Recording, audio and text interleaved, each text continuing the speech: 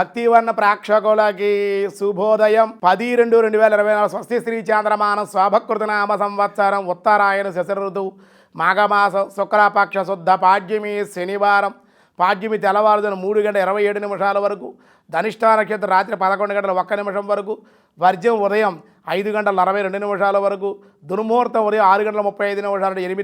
8:04 వరకు సూర్యోదయం 6:36 సూర్యాస్తమయం 5:54 అమృత గడియలు మధ్యాహ్నం 1:15 2:45 వరకు రాహుకాలం ఉదయం 9 గంటల నుండి 10:30 వరకు రాహుకాలం శుభ సమయం ఉదయం 7:45 8:15 వరకు మధ్యాహ్నం 3 గంటల నుండి 4 గంటల వరకు శుభకాలం వరియన్ యోగం సాయంత్రం 5:04 కిస్తుం కరణం సాయంత్రం 4:34 భవ తెల్లవారుజామున 5:27 ఈ రోజు నుండి కూడా మాఘమాసం ప్రారంభం అయ్యింది కాబట్టి అందులో శనివారం కావడం మాఘమాస ప్రారంభ పాడ్యమి స్నానాలు ఇవేళ చేయాలి రోజు కూడా స్నానం చేయడం నదీ స్నానం చేయడం దీపారాధన చేయడం శ్రీమన్నారాయణమూర్తిని అందులో మాఘమాసం విష్ణుస్వర మాధవ మాసం అని చెప్పారు కాబట్టి అటువంటి మాఘమాసంలో శ్రీమన్నారాయణ శనివారం రావడం చాలా విశేషం అందుకే నిరుపమ గుణ సింధు నిత్యలక్ష్మీ సమేతో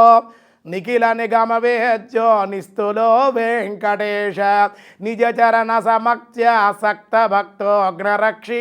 విలసతు హృదయం మే స్వాంగ్రి భక్తిన్ విదన్వన్న అని శ్రీమన్నారాయణమూర్తిని విశేషంగా మహాలక్ష్మి సమేతంగా ఈరోజు ఓ ప్రభు మాఘమాసం ప్రారంభమయ్యేది మాఘస్నానం చేస్తున్నాను ఈ మాఘమాసం 4 రోజులు కూడా ఒంటిపోటే భోజనం చేస్తాను నిన్నే ఆరాధిస్తాను నీ పురాణాన్ని చదువుతాను వింటాను అని చెప్పి చక్కగా దాన ధర్మాలన్నీ ఆచరించుకుంటాను అని మాఘస్నానాన్ని ఈరోజు కూడా ప్రారంభించ నిర్విఘ్నం కురుమే మాఘదేవ నమోస్తుతే అని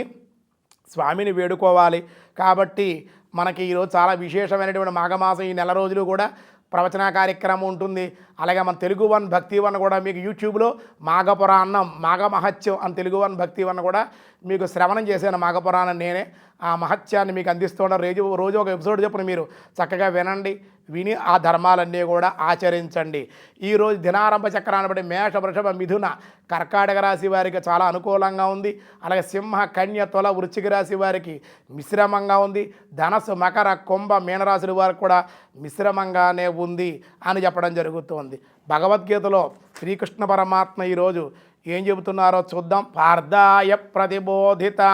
భగవతాం నారాయణేన స్వయం వ్యాసేనాగ్రదిత పురాణ మునినా మధ్యే మహాభారతం అద్వైతామృతవర్షిణీం భగవతీం అష్టాదశాధ్యాయినీం అంబా త్వామనుసంధరామి భగవద్గీతే భవద్వేషిణీ తేజాం క్షమధృతి సౌత్యం అద్రోహో నాతిమానిత భవంతి సంపదం దైవీం అభిజాతస్య భారత ఓ అర్జున తేజస్సు క్షమ ధైర్యము సౌత్యము అంటే బాహ్యశుద్ధి అన్నమాట అద్రోహము అంటే ఎవరిపైనా శత్రుభావం లేకుండుట అమానిత్వము తాను పూజుడైనను అభిమానం లేకుండుట మొదలైనవన్నీ కూడా దైవ సంపద యొక్క లక్షణాలు అంతే కదయ్య దంభో దర్భోభిమానస్య క్రోధం పార్శ్వమేవచ అజ్ఞానం చాభిజాతస్య పార్థం సంపదమాసురీం అంటున్నారు ఓ పార్థ